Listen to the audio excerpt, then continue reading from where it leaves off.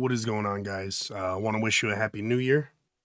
And we're going to start this new year off with a Kabr the Resolute build video. I'm not going to waste anyone's time. I'm going to get right into weapons. We're going to start out total lockdown. Is I just think best option in slot 1 primary. Polaris Lance, no. Del Lassie, not really.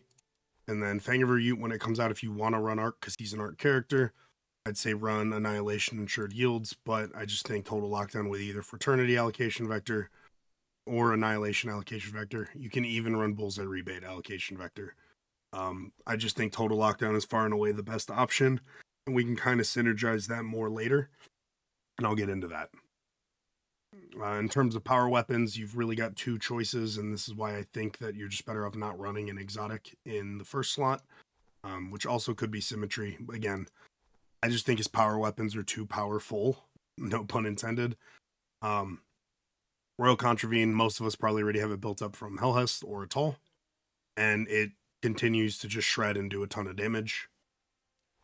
On top of that, we've got Arbalest this season, and Arbalest is great. It gives you a team-wide 25% damage buff just for breaking an elemental shield or a piercing Shinka.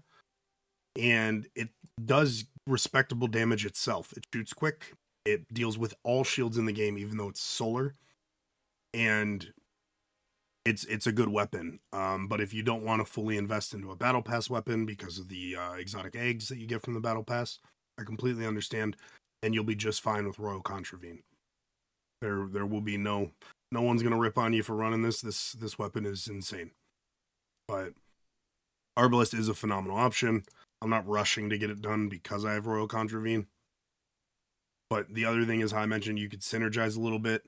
You ran Arbalest and Total Lockdown. When you get to his artifact, you could run a Solar Boost to boost your weapon damage further and do less in ability damage.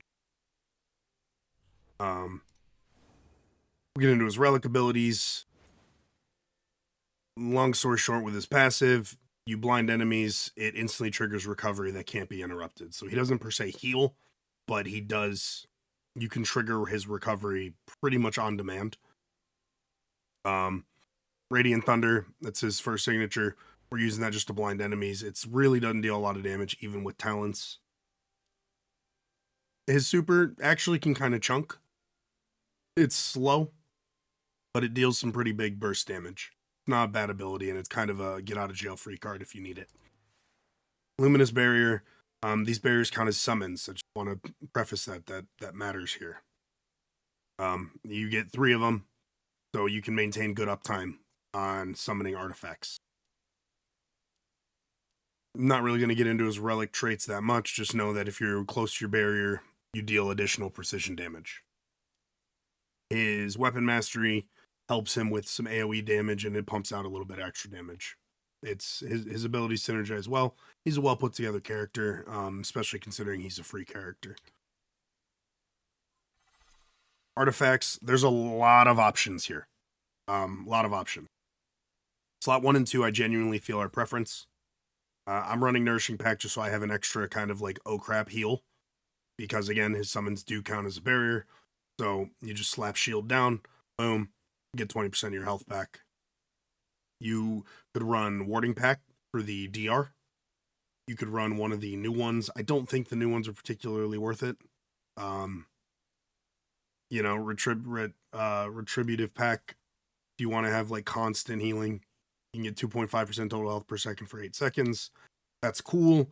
Or I can slap down Nourishing Pact and just get 20% health by pressing a shield. So there's really a couple ways you can go about that. If you want extra DR though, you can go Warding Pact. His defensives aren't like the new ones that came out aren't crazy. Slot 2, I'm just convinced at this point. I think Ring of Safeguarding is just the best slot 2 artifact in the game.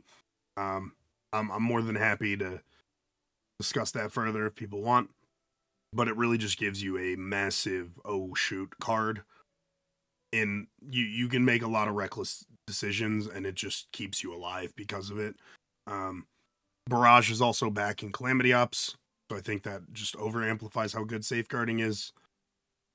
If you didn't want to run that, you could run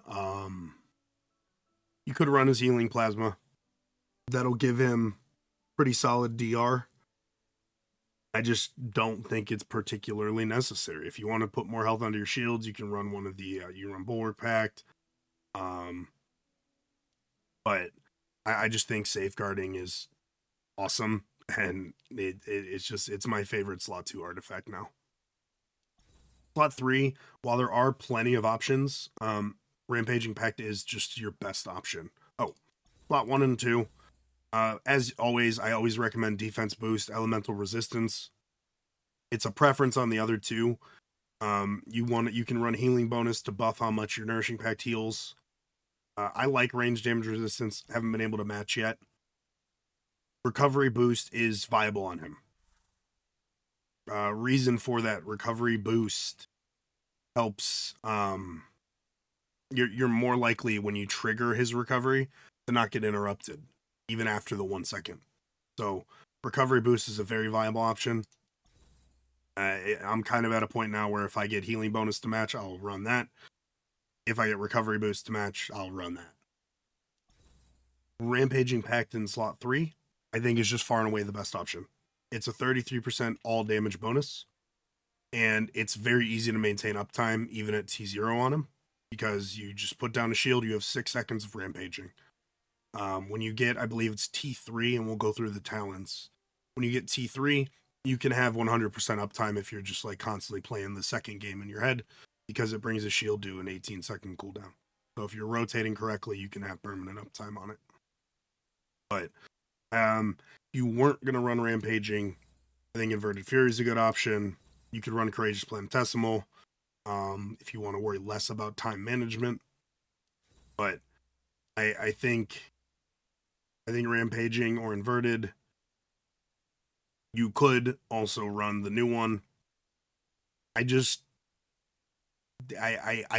like Kabr. I don't think he's a character necessarily worth farming his specific class artifacts for. And again, Rampaging gives you a better damage bonus than Preponderant Plasma, even at rank 5. It's 25%. Rampaging gives you 33. Substats, you can go a couple different ways. I think Weapon Enhancement and Ability Strength are a no-brainer. If you're running Royal Contravene, I think Arc Boost for sure, because then it also does synergize with his abilities as well. If you wanted to spec solely into Total Lockdown and Arbalest, you could swap that Arc Boost for Solar Boost, or you could ignore the Elemental Boost altogether and run Weapon Ability Signature and Super Boost. I don't necessarily think Super Boost is the best option. His Super does chunk, and at T5, it goes down to a 60-second cooldown, so it's not a bad thing to spec into. T0, I think you can make the argument to get rid of Super Boost for Signature and try to make his Q deal a little bit more damage. It's really just a blinder. It's a debuff spreader. His Q is not or signature ability one, not really a damaging ability. So personally, I think Weapon Enhancement, Ability Strength are mandatory, and then you can flex your element, or you can replace it entirely with Signature, and same goes with Super Boost. It's preference. Match them. Do whatever flows for you. I already had this Rampaging maxed out from my Ningfei. That's the other nice thing about Kabr. You can put together an artifact set from a combination of Ningfei and Hellhest, and it'll work on him. Slot 4, I just think Hawkeye is the way to go. Again, there's a couple options, and I'll go over them. You could run his new one, and again, it's going to give you 20% damage or 25% damage while you have a barrier present. You always have a barrier present on him. But Hawkeye gives you up to 48% more damage. So it's just 23% more damage than Inspiring Plasma. You could run Bellicose Planetesimal as well. That's going to work out fine. It's also it'll help you stay on track with, you'll know you have it up when you have your Rampaging up because they're on the same timer. But I think Hawkeye's just the easiest. You don't have to really think about it. You just stand far away and deal damage. He's a precision character. You're not going to be up in enemies' faces anyways. And so that's my take on his slots 1 through 4 artifacts. We'll quickly get into some talents. He is a free character, and he plays just fine at T0. Absolutely plays just fine at T0. I think I just have Hellhest PTSD. I didn't T6er. I've T6'd every character since then. If you do really love him, and you want to pull for talents, I think T3 is just nice quality of life. 1 and 2, I don't think really do much. It's just they're a little bit of damage. T5 is again nice quality of life. It reduces your super cooldown to 60 seconds. And then T6 helps you get more drifting energy stacks, so better AoE clear, things like that. But he plays totally fine at T0. I had worse upgraded artifacts and had him at T0 when I did my first Expanse clear with him. And so I'm just going to show that clear. I'm going to show that time. And then I'll do another one with him at T6. That way you guys can see. I'm going to play it just about the same. No cheese strats or anything like that. You can see it was 1156 at T0. He's a very good character. He's very fun. I shouldn't say he's very good. He's very fun. He's very serviceable. He's very, like, I enjoy him.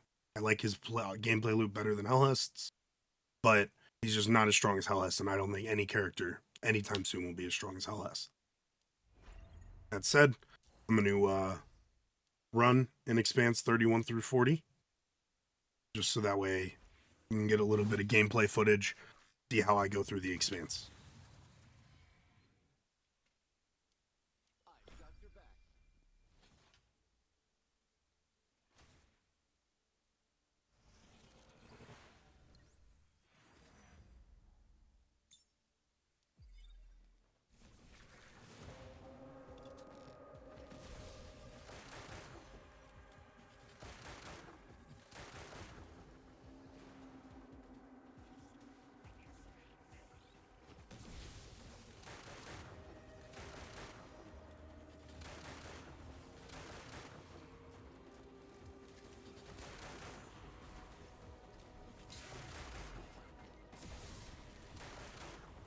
I love the enemies that just hide.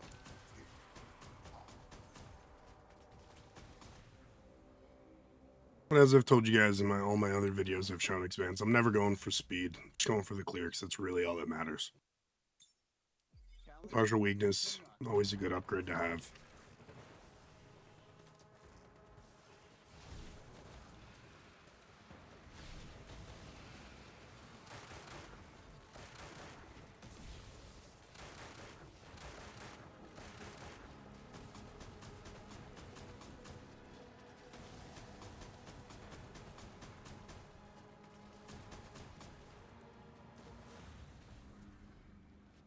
Now, he doesn't generate ammo like Hellhest, so I can't go crazy with the Queen Breaker. How many times does that make it, champ? We've been owned by many battles. Still grow even stronger. I'm as ready to strike.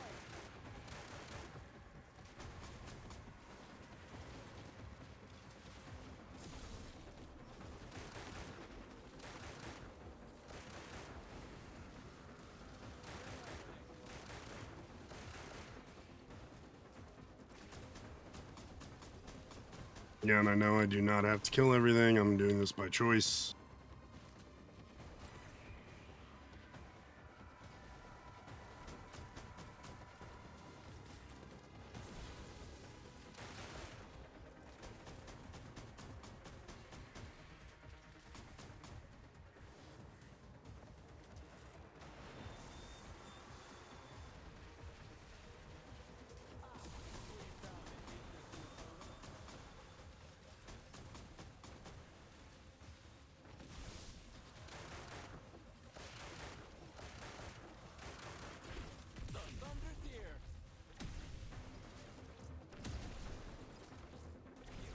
And his super can crit. If you guys didn't see that there.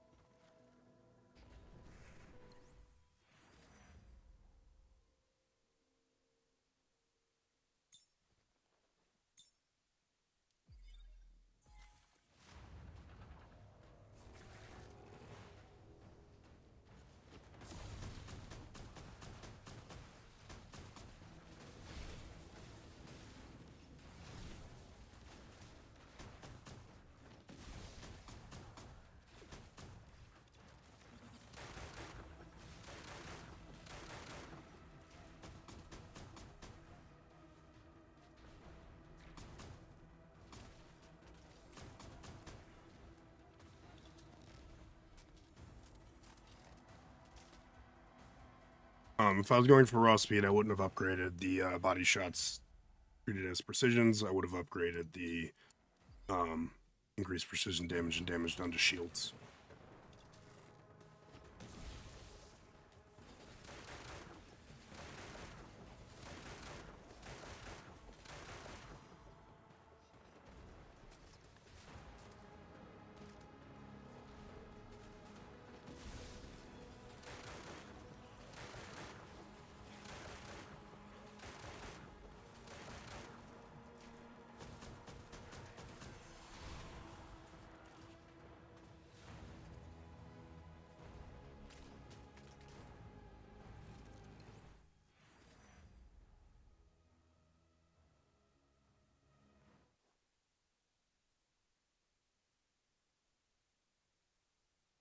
This could be neat. Armor breaker works. I mean, mods are mods.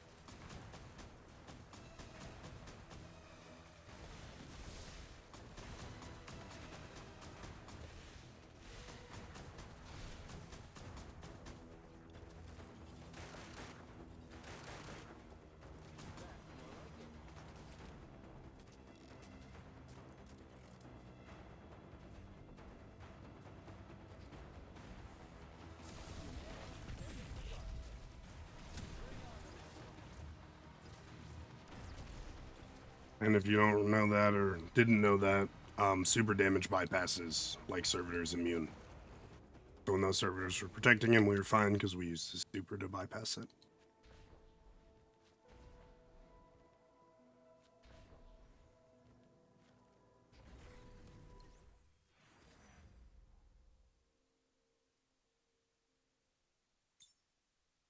Everything ready?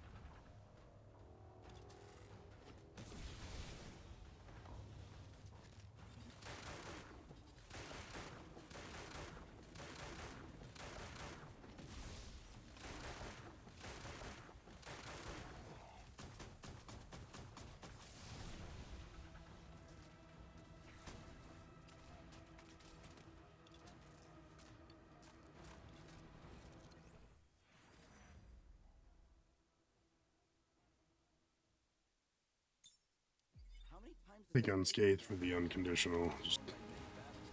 That was stupid.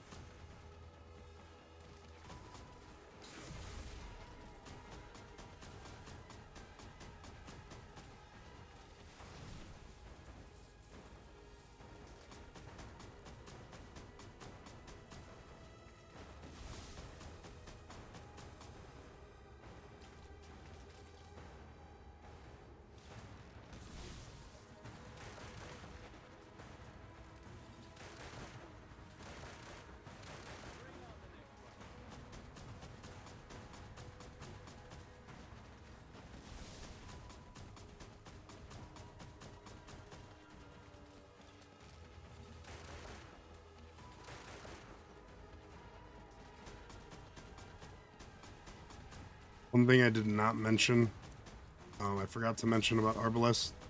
Its upgrades actually make it pretty effective against impact Shinkas as well. So if you ran Arbalest and Total Lockdown, you've got Piercing, Rapid Fire, and Impact Shinka pretty covered.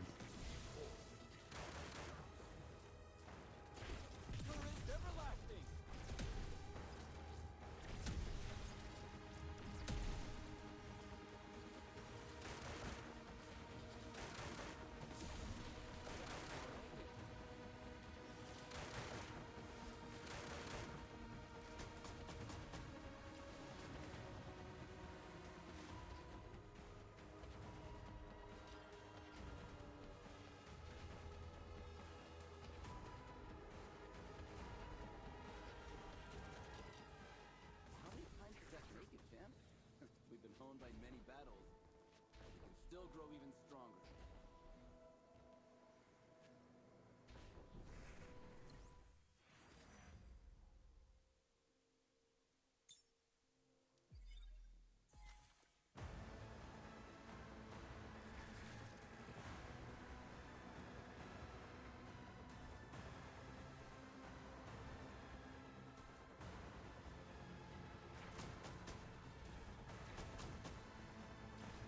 Seriously didn't break.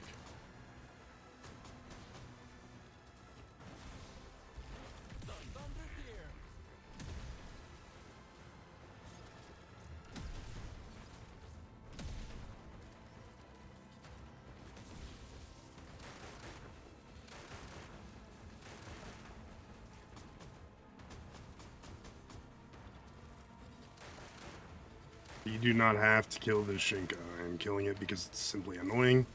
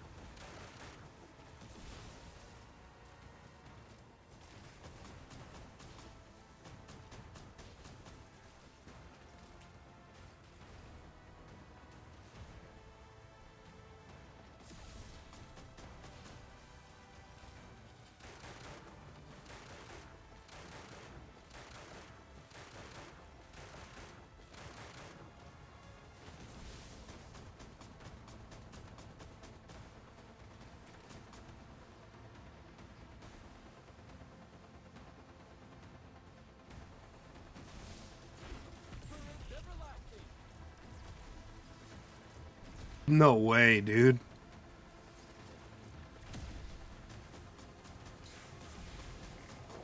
He was really trying to run away, man. That's crazy.